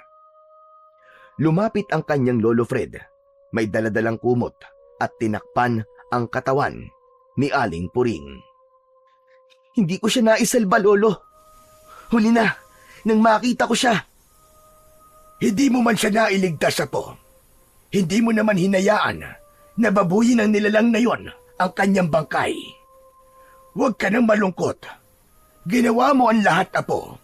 At masaya ko sa naging resulta ng una mong laban. Sana magtuloy-tuloy po ang ganito, Lolo. Pero alam kong marami pa po sila. At kailangan nating malaman kung sino po ang lumilikha sa kanila. Para tuluyan na nating matigil ang bangungot na ito. Tumango si Lolo Fred, sabay tapik sa balikat ng apo. Hindi na siya nagsalita, pero sapat na yon para maramdaman niyang ipinagmamalaki siya ng kanyang lolo. Pagkatapos, tahimik na napatingala si Nando sa langit. Maliwanag ang buwan, malaki, bilog na bilog, at tila nakatingin sa kanya. Ilang sandali ang lumipas. Lumabas sa kanilang tahanan ang kanilang mga kapitbahay. Marami sa kanila ang hindi makapaniwala sa kanilang nakita na napatay ng batang si Nando ang aswang. Lumapit ang pamilya ni Aling Puring, umiiyak at nanginginig sa takot. Sinabi nilang wala silang nagawa kundi ang umiyak na lang sa loob ng bahay. Ang matanda ay ulyanin na. Hindi nila namalayan na lumabas ito ng bahay. Wala silang nagawa, lalo na nang makita nilang nilalapa na ito ng aswang dahil halos lahat sila sa bahay ay puro bata at babae. Walang makalabas, walang makalaban para sa matanda. Nagpasalamat ang mga ito sa kanya na kahit huli na ang lahat, kahit paano ay may lumaban para sa kanya. Naiyak si Nando. Hindi man siya nakapagsalba ng buhay. Alam niyang hindi siya nabigo. Nakatulong siya. May ginawa siya. At yun ang mahalaga. Kinabukasan, naging laman ng bawat usap-usapan ang balita tungkol sa batang si Nando. Mabilis na kumalat ang ginawa niyang kabayanihan. Samantala, habang nag-aagahan naman ang maglolo, may narinig silang humintong sasakyan sa harap nila. Paglingon nila, nakita nila si Chris na pumasok sa kanilang bahay. Nakatsinelas lang ito. May bitbit na maliit na backpack. Amoy alak pa ito at medyo magulo ang buhok. Ngumiti pa ito at kumaway sa dalawa nang makita niyang nakatingin ang dalawa sa kanya. Kumusta? Kuya, saan ka galing? Akala namin ni Lolo umuwi ka ni. Sa kabilang bayan. Nagkita lang kami ng tropa. Saglit lang sana pero napasarap Umalis ka nang walang paalam. Tapos ngayon ay akala mo kung sino kang dumating dito. Hoy Chris, hindi porket may sarili ka ng trabaho at kita, mawawalan ka lang ng respeto sa akin. Aalis ka na lamang ng basta-basta, tapos babalik ka na parang walang nangyari. Lolo naman, ang aga-aga sermon kagad. Matanda na po ako. Alam ko na ang ginagawa ko. Matanda ka na pala. Kaya ganyan mo na lang akong tratuhin ngayon. Pambihira. Ayos din yung prinsipyo mo, ano? Oo, hindi ka na nga bata. Pero sana naman maisip mo, nandito ka sa aking pamamahay ngayon. At habang nandito ka, ako ang masusunod dito. Lalo na't alam nating may panganib sa baryo. Akala mo ba biro lang yung pinagdadaanan namin dito? Hindi ka nagpaalam. Malay ba namin kung umuwi ka na ng Maynila o kung buhay ka pa ba o kung baka napatay ka na ng mga aswang? Lolo naman, seryoso kayo dyan? Paano naman ako mapapatay ng isang nilalang na hindi naman nag-i-exist? Hindi nag-i-exist? Ano sa palagay mo ang ginawa ng kapatid mo si Nando kagabi? Naglaro? Tumingin ka riyan, Chris. Kita mo yung burol sa kabila? Si Aling Puring. Pinatay siya kagabi ng isang lumbanok, isang aswang. At ang kapatid mo, siya ang lumaban sa aswang. Mag-isa. Habang ikaw, nagliliwaliw sa kung saan. Tumahimik si Chris. Hindi siya makatingin ng diretso sa kanyang lolo. Si Nando naman, tahimik lang. Pinagmamasdan ang dalawang pinakamahalagang lalaki sa buhay niya. Hindi na rin siya nagsalita. Ayaw na niyang gatungan pa ang galit ng kanyang lolo. Sa sandaling yun, alam niyang may punto si Lolo Fred. Alam din niyang hindi ito talagang galit. Ang lolo nila ay nag-aalala lang, lalo na sa kanyang kuya Chris. Pagkatapos kumain, tahimik lang si Lolo Fred habang naguhugas ng kamay. Pagkatapos ay nagsuot ito ng lumang jacket at kinuha ang kanyang baston. Binuksan nito ang pinto at lumabas. Lalabas lang muna ako. Magpapalamig ng ulo. Huwag kayong mag-alala. Hindi naman ako lalayo.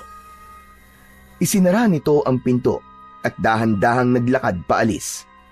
Tahimik sa loob ng bahay. Nasa mesa pa si Nando at si Chris. Ilang sandali ang lumipas. Si Nando na ang unang nagsalita. Kuya, bakit ba palagi kayo nag-aaway ni Lolo? Hindi agad nakasagot si Chris. Tila nag-isip muna at saka umirap ng bahagya bago napabuntong hininga. Hindi mo maiintindihan, Nando. Bakit hindi mo subukan, kuya? Napatingin si Chris sa kapatid. Nakita niya ang sinseridad sa mga mata nito. Walang panghusga. Walang galit. Muli, napabuntong hininga siya bago muling nagsalita. Simula pa nung bata pa tayo, pakiramdam ko, lagi may pader sa pagitan namin ni Lolo. Ikaw na lamang ang laging bida sa kanya. Ikaw ang palaging pinupuri. Ikaw ang pinagmamalaki. Samantalang ako, parang wala lang. Para bang laging may kulang sa akin, kaya di niya ako napapansin. Nag-aral ako na mabuti. Nagtrabaho. Sinikap kong makamit lahat ng kaya kong abutin. Pero parang hindi pa rin sapat. Kahit na anong achievement ko, parang walang kwenta sa kanya. Wala man lang yung simpleng magaling o proud ako sa'yo. Wala. Wala siyang sinabi. Kuya, hindi totoo yan. Mahal ka ni Lolo. At alam ko na proud siya sa'yo. Hindi ko maramdaman eh. Ngayon, tuwing may oportunidad ako, niyayabangan ko talaga siya. Sinasabi ko lahat ng mga achievements ko sa buhay para kahit paano ma-realize niya na meron din naman siyang ipagmamalaki sa akin. Pero ano, wala pa rin. Nung umuwi ako dito, puro singhal, puro sermon ang inaabot ko. Parang lahat ng sasabihin ko, lahat ng galaw ko mali sa kanya. Ang sakit, bunso. Ang hirap. Ang hirap magmahal ng taong hindi mo alam kung mahal ka rin. At ngayon, ikaw na naman ang bida. Kasi ikaw ang nagmana ng mutya. Ikaw ang susunod sa yapak ni tatay at ni lolo. Samantalang ako, wala. Tagapanood, tagamasid. Hindi ako favorite ni Lolo, kuya. Pareho niya tayong mahal. Maaring iba lang talaga ang paraan niya sa pagpapakita nun. Pero hindi ibig sabihin nun na meron siyang pinapaboran. Saka hindi ba? Ikaw nga nun. Halos kayo lang ni tatay ang laging magkasama. Kayo ang palaging magkausap. Ikaw ang favorite naman nun ni tatay, di ba? Si tatay. Siya lang ang palagi kong kakampi nun. Kapag may hindi kami pagkakaintindihan ni lolo noon, si tatay ang palaging umaawat. Siya ang nagsasabing, intindihin ko na lang daw si lolo kasi matanda na. Pero nung mamatay siya, nawalan na ako ng kakampi. Para na rin ako namatay. Kaya ba pinili mong lumayo sa amin, kuya? Kasi nagtatampo ka? Kasi galit ka sa akin? Hindi ako galit sa'yo. Nagtatampo, oo, kay lolo. Pero hindi mo alam, bunso, kung gaano kalungkot sa bago kong mundo. Ang hirap ng pakiramdam na parang wala akong pamilya. Mag-isa lang ako doon. Nagkakamali ka, kuya. Kami ang pamilya mo. Lagi kang hinihintay ni Lolo. Mahal ka niya, kuya, maniwala ka. Baka ikaw lang ang hindi nakakakita. Tsaka kuya, mahal na mahal din kita. Di mo ba nakita yung kanina? Yung kaninang parang galit siya? Hindi naman siya galit eh. Nag-aalala lang siya sa'yo, kuya. Totoo ba sinasabi mo, Nando? Oo naman, kuya. Hindi lang talaga niya alam kung paano niya ipapakita yun sa'yo. Ganun lang talaga siya, kuya. Sa totoo lang, minsan pa lang naman niya nasabi sa akin na nagustuhan niya ang ginawa ko eh. Yun ay nung natalo ko yung aswang. Kaya paano ako magiging favorite ni Lolo, kuya? Wag ka na malungkot. Ganun lang talaga si Lolo, kuya. Intindihin mo na lang. Tulad ng sinabi ni tatay. Matanda na siya. Tama ka, bunso. Ay, nako. Nakakainis. Naiinis ako sa sarili ko.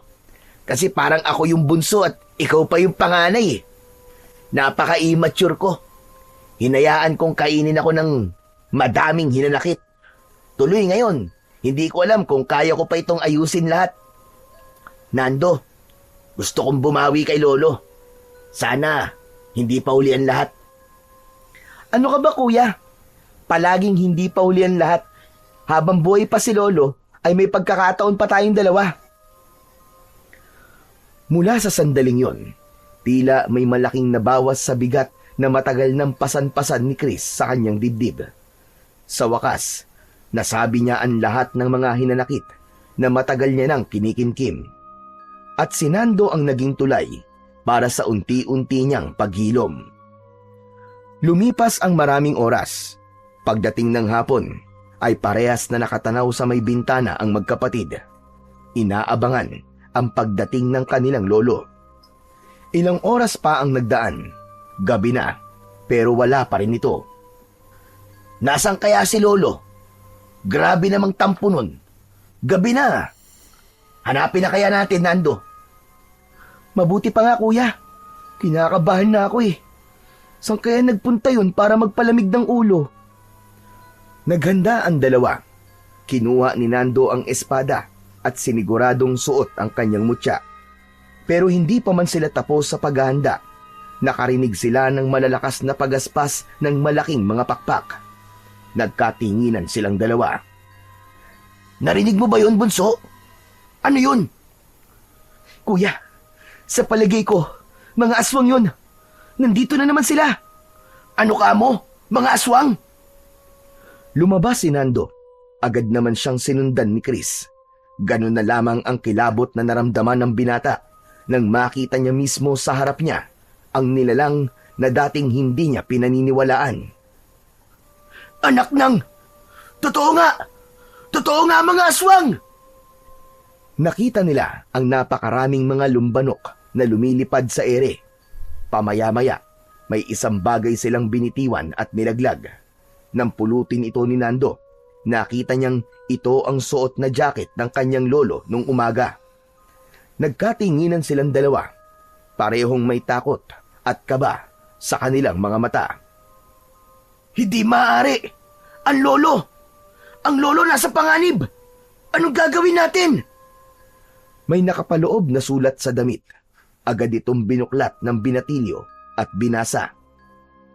Ibigay mo sa akin ang mutya, kapalit ng buhay ng lolo mo. Natigilan si Nando. Nalito. Hindi siya makapag-isip kung ano ang dapat niyang gawin sa mga oras na yon. Kuya, anong gagawin natin? Ibibigay ko ba ang mutya para mailigtas si lolo? Pero paano ang baryo? Sigurado mapapahamak ang mga tao laban sa mga aswang. Kung ako si lolo, alam ko kung anong pipiliin niya. Ano, kuya? Ang tungkulin, Nando. Ang tungkulin mo, bago ang sarili. Palagi niyang sinasabi yun, di ba? Sa tingin mo ba, gugustuhin niyang mailigtas natin siya kapalit ng buhay ng mas nakararami? Hindi, pero... Hindi natin ibibigay ang mutya sa mga aswang na yun. Pero bunso, sasamahan kita. Ililigtas natin si lolo.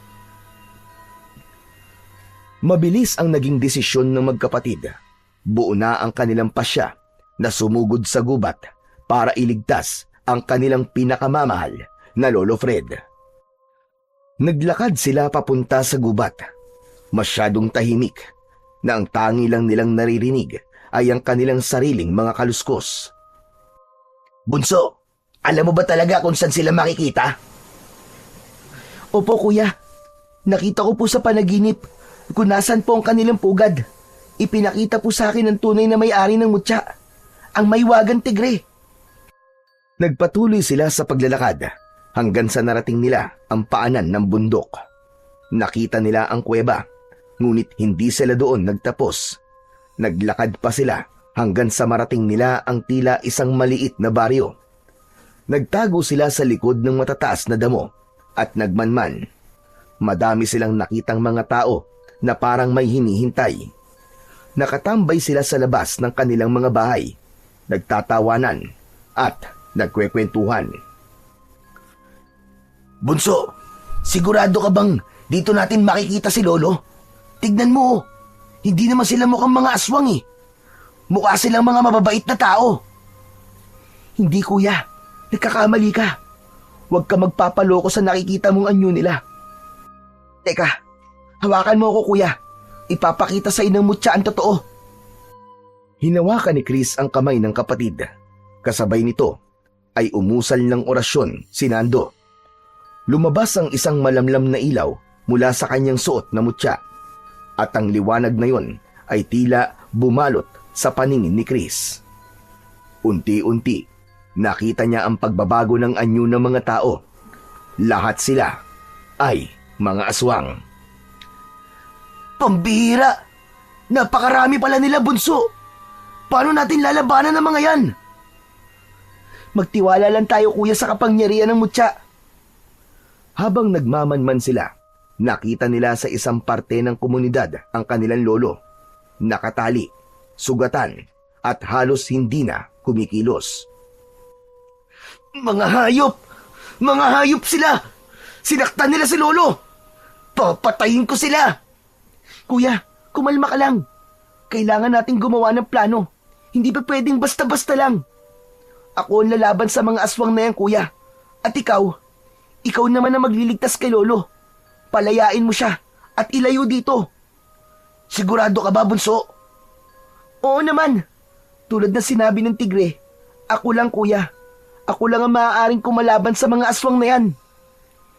Alam mo, magkapatid pala talaga tayo, no? Bakit naman, kuya? Kasi, manang-mana ka sa kayabangan ko. Kuya naman ngayon ka pa nagbiro eh. O sige na, sige na. Huwag ka nang tumawa. May misyon pa tayo. Sige, Nando. Gawin na natin. Mag-iingat ka at galingan mo. Hayaan mo. Pag napalaya ako si Lolo, tutulungan ka namin. Hindi ka nag-iisa sa laban na to, Nando. Kasama mo kami. Isang pamilya tayo. Salamat, kuya. Salamat. Agad na nagpakita si Nando sa mga aswang. Dala ang kanyang mahiwagang espada. Hindi na siya nagpatumpik-tumpik pa. Tumakbo siya palapit sa mga aswang. Nakipaglaban siya sa mga ito. Samantala, habang nagkakagulo ang lahat, si Chris naman ay patagong lumusot sa likuran. Mabilis, ngunit maingat. Nakarating siya nang walang nakakapansin sa puno kung saan nakatali ang kanyang Lolo Fred. Lolo! Lolo, gising po kayo! Ako po ito, si Chris! Chris po, anong ginagawa niyo rito? Ililigtas ka po, Lolo! Agad na kinalag niya ang mga tali at tinulungan niya na makatayo ang kanyang lolo. Ngunit isang aswang ang nakapansin. Sumugod ito sa kanila. Naging matalas ang pandinig at pandama ni Nando. Naramdaman niya na nasa panganib ang kanyang mga kapamilya. Nakita niya agad ang papasugod na aswang. Mabilis siyang lumapit at sinaksak sa likod ang aswang na yon. Namatay ito at nasunog. Isa-isa niyang pinabagsak ang mga nilalang na humaharang sa kanya. Sige na kuya, itakas mo na si Lolo. Ako nang bahala dito. Pero hindi pwede yun. Hindi ka namin iiwan dito, Nando. Kung ganon, ito kuya ang espada. Ikaw na muna ang gumamit nito. Kailangan mo ng sandata. Paano ka? Huwag mo akong alalahanin. Kaya ko to. Walang pag-aalinlangan na ibinigay ni Nando ang espada sa kanyang kuya. Tumayo siyang walang armas, ngunit hindi siya natakot. Kinalaban niya ang mga aswang na sumusugod sa kanila, gamit lamang ang kanyang angking lakas. Nagagawa niyang mapatumba ang mga aswang sa pamamagitan lamang ng kanyang mga sipa at suntok. Isa-isang bumabagsak sa lupa ang mga aswang na lumalapit sa kanya. Tinulungan na din siya ng kanyang kuya Chris. Ngunit biglang nag-iba ang ihip ng hangin. Mula sa isang kubo ay lumabas ang isang babae. Tahimik itong tumindig sa harap ng mga aswang. Isang salita lang niya at tumigil na ang lahat. Ang mga aswang na mababangis at mababagsik ay parang mga batang sinaway ng kanilang ina. Dahan-dahang lumapit ang babae at doon siya tuluyang nasilayan ni Nando. Nanlaki ang mga mata niya nang makilala ito. Hindi maaari. Si Aling Sumalim.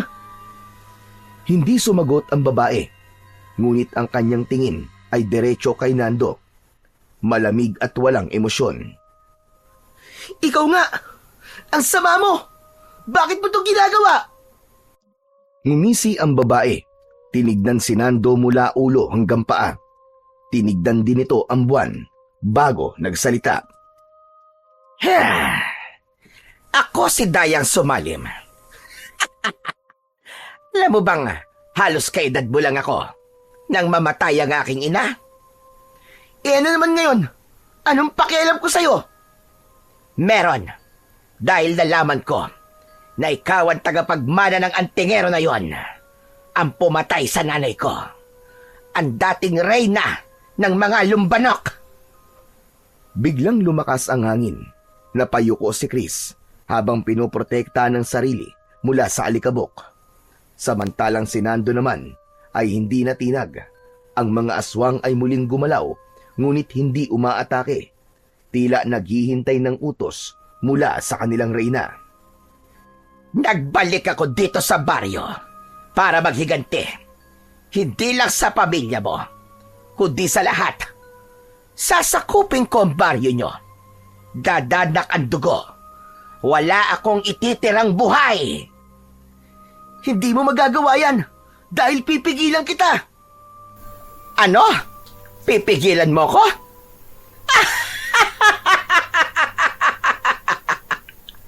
Bata ka lang. Anong laban mo sa akin? Sa palagay mo ba ay kakayanin mo ko? Biglang umusal ng dasal ang babae. Napalingon si Nando. Ang mga aswang na pinatumba ni Nando ay muling nabuhay. Ngunit mas mabangis at mas malalakas. Paano nangyari yon? Nabuhay silang lahat. Sayang ang lahat ng pagod mo. Kaya huwag ka nang lumaban. Alam mo bang mamayang eklipse ay kami na ang magiging pinakamalakas na nilalang? Kaya ibigay mo na lang sa akin ang mutya. Kapalit ng buhay niyong tatlo. Papalayain ko kayo. Apo! Huwag! Huwag mong paniniwalaan ang aswang na yan! Tumigil ka, tanda! Sige! Kung ayaw nyo, huwag nyo.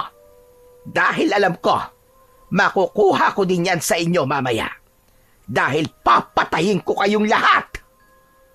Tumingala sa itaas si Nando at nakita niya ang bilog na bilog at maliwanag na buwan. Ngunit pagkaraan lamang ng ilang sandali, isang anino ang tila gumapang at dahan-dahan itong tinakluban ang buwan. Nangyayari na ang eklipse. Ang dating maliwanag na gabi ay naging kulay abo. Pagkatapos ay naging maladugo hanggang sa tuluyang naging halos itim na ang langit. Bagamat madilim, ay kitang-kita pa rin ni Nando ang nangyayari sa kanyang paligid. Ang reyna, unti-unting nagbago ng kanyang anyo. Lalong lumakas at naging isang dambuhalang ibon. Nanlambot si Nando nang makita ang nangyayari. Tila nawalan ito ng pag-asa. Pero ilang saglit lang, ang mutya sa kanyang leeg ay lumutang sa ere. Ang kuko at pangil ay nagdikit at naging isa. Mula sa loob ng mutya ay lumitaw ang espiritu ng tigre, ang parehong nilalang sa panaginip ni Nando. Sa isang iglap, sumanib ito sa kanyang katawan. Nagliyab ang kanyang mga mata, tumalim ang kanyang ngipin, at ang kanyang mga kamay ay nagkaroon ng matutulis na kuko. Naging isa siyang tila dambuhalang tigre sa paningin ng mga aswang. Humarap ito sa dambuhalang ibon na si Dayang Sumalim. Itinaas ng aswang ang kanyang mga kamay at sumigaw ng napakalakas. Inutusan niya ang kanyang mga alagad na sumugod at patayin ang lahat ng mga tao. Agad na nagsiliparan ang lahat ng mga aswang papunta sa baryo. Ilang sandali pa ay narinig na ang malalakas na tahulan at alulong ng mga aso. Naririnig ng malinaw ni Nando ang mga iyakan at malalakas na hiyaw ng taong bayan. Itigil mo yan, hayop ka! Tigilan mo ang mga tao! Wala silang kasalanan sa'yo! Wala ka nang magagawa, bata! Hindi mo ko kaya! Sinugod ni Nando ang reyna ng mga aswang. Parehas na dambuhalang nilalang ang nasa harapan ng lahat. Naglalaban, lupa laban sa ere, apoy sa dilim. Nagpatuloy ang laban, isang mabagsik na salpukan ang naganap at agad na sumiklab. Malakas ang aswang at ilang beses din itong nasugatan ang dambuhalang tigre pero hindi ito nagpabaya. Hanggang sa huling atake, ginamit ni Nando ang kuko ng mahiwagang tigre at isinaksak yon sa dibdib ng dambuhalang ibon. Pinakabaon niya to hanggang sa tumama sa mismong puso ng ibon. Sa kanya to kinagat sa pakpak. Pasadsad silang lumagapak sa lupa ng kanyang kalaban hanggang sa nawalan ito ng malay. Kasabay nito ang muling pagbabalik ng katahimikan. Nawala sa paningin nila ang mga aswang na lumbanok. Tila na puno ng usok ang buong lugar, kasabay ng paglaho ng mga halimaw. Si Nando, bumalik na rin sa anyo nito bilang tao. Pagod, sugatan, ngunit buo na tumayo si Nando. Humihingal, pero may ngiti sa kanyang labi. Sa likod ay papalapit naman si Chris at si Lolo Fred. Tapos na! Ang galing mo, bunso! Grabe! Di ko talaga akalain na ganun kakagaling makipaglaban. Ngumiti si Nando sa sinabing yon ng kanyang kuya Chris. Ngunit sa sandaling yon, biglang namilog ang mga mata ng binata nang makitang bumangon ang reyna ng mga aswang sa likod ni Nando. Ang matatalim na kuko nito ay nakatutok sa likod ng binatilyo. Handa nang umatake. Mabilis na kumilos si Chris. Tumakbo siya at hindi nagdalawang isip na itulak si Nando at siya ang sumalubong kay Dayang Sumalim. Sinaksak nito ang dibdib ng aswang gamit ang espada. Malalakas na tili ang kumawala sa bibig ng halimaw. Puno ito ng sakit at galit. Sunod-sunod na isinaksak niya ang espada. Lahat ay tumama sa dibdib at sa puso ng aswang. At doon tuluyan na talagang natapos ang buhay ng reyna ng mga aswang na lumbanok. Yan! Tapos na talaga! Ewan ko na lang kung mabuhay pa yan lintik na yan. Ha? Kuya, ang galing mo! Nagawa mo! Hindi ko alam kung paano. Pero salamat, kuya. Kundi dahil sa'yo, baka wala na ako. Sus! Wala yun. Maliit na bagay. Magaling mga apo. Ang uhusay nyo. Manang-mana talaga kayo sa inyong ama. Chris, hindi ko akalain na may pambihira ka rin palang tapang. Mahusay. Ang galing ng ginawa mo, apo. Iniligtas mo ang buhay ng kapatid mo. Iniligtas mo tayong lahat. Napapikit si Chris sa narinig. Parang biglang nawala ang pagod niya. Sa unang pagkakataon, ang lolo niyang laging seryoso at madalas na tahimik sa kanya. Ngayon ay nagbigay ng papuri. Hindi siya makapaniwala. Lolo, totoo po bang naririnig ko? Pinupuri niyo po ako? Aba, o bakit? Dapat lang naman, hindi ba? Talaga namang nakakahanga ang ginawa mo. Ang ginawa niyong magkapatid. Napaluwa si Chris. Agad siyang lumapit sa matandang lalaki at niyakap ito ng mahigpit. Lolo, salamat po. Ngayon lang po ako nakarinig ng ganito sa inyo. Mahal na mahal ko po kayo, Lolo. Mahal na mahal din kita, Apo. Sa tabi nila ay nakangiti si Nando habang pinagmamasdan ang dalawa. Masaya siya na nagkabati na sina Chris at Lolo Fred. Isang bagay na matagal niya nang pinapangarap. Sa wakas, naramdaman niya na buo na ulit ang kanilang pamilya. Makalipas ang ilang araw, mula sa tagpong yun, unti-unting bumalik sa normal ang katahimikan sa baryo. Isang pista ang inihanda ng buong baryo bilang pasasalamat sa kaligtasang natamo nila. Nagtayo sila ng isang entablado kung saan pinarangalan nila ang magkapatid dahil sa kanilang kabayanihan at pagliligtas sa buong baryo. Labis na ipinagmamalaki ni Lolo Fred ang kanyang mga apo. Masayang masaya siya habang nakikitang pinapalakpakan ng mga tao sina Chris at Nando. At sa gabi, isang simpleng salo-salo ang naganap. Naging masaya ang lahat. Busog na busog sa napakaraming pagkain.